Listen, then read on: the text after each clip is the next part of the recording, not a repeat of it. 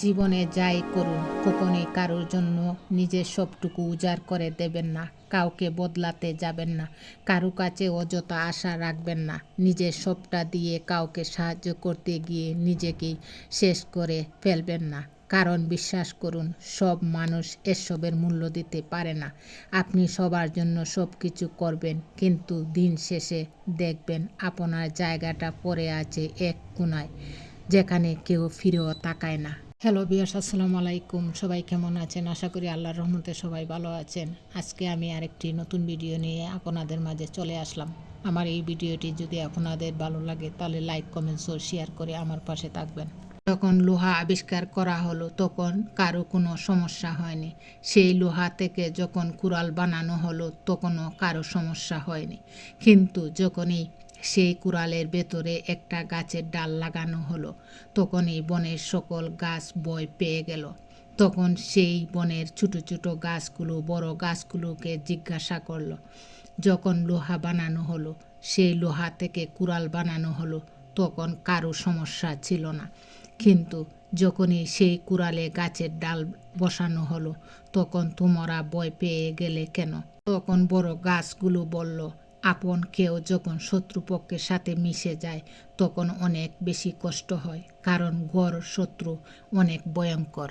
কাজের মধ্যে ছোট বড় বিচার করবে না, কোনো কাজে ছোট নয়।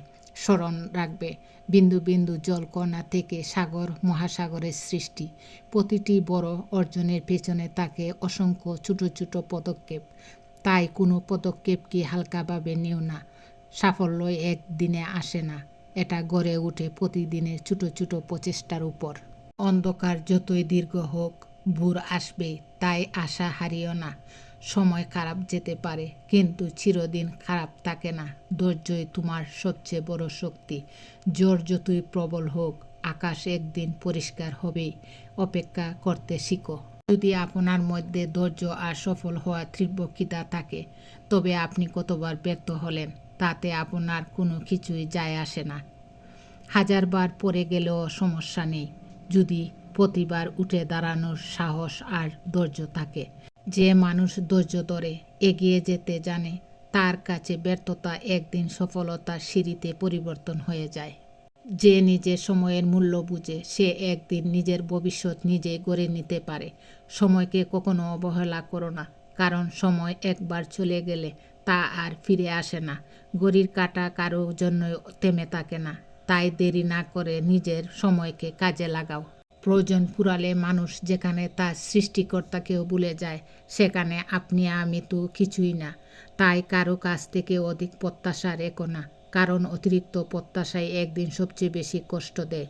অন্যের উপর ভরসা কম রেখে নিজের প্রতি আত্মবিশ্বাস বাড়াও, কারণ জীবনের লড়াইটা শেষ পর্যন্ত আপনাকে একাই লড়তে হবে। ধন্যবাদ সবাইকে। আসসালামু আলাইকুম।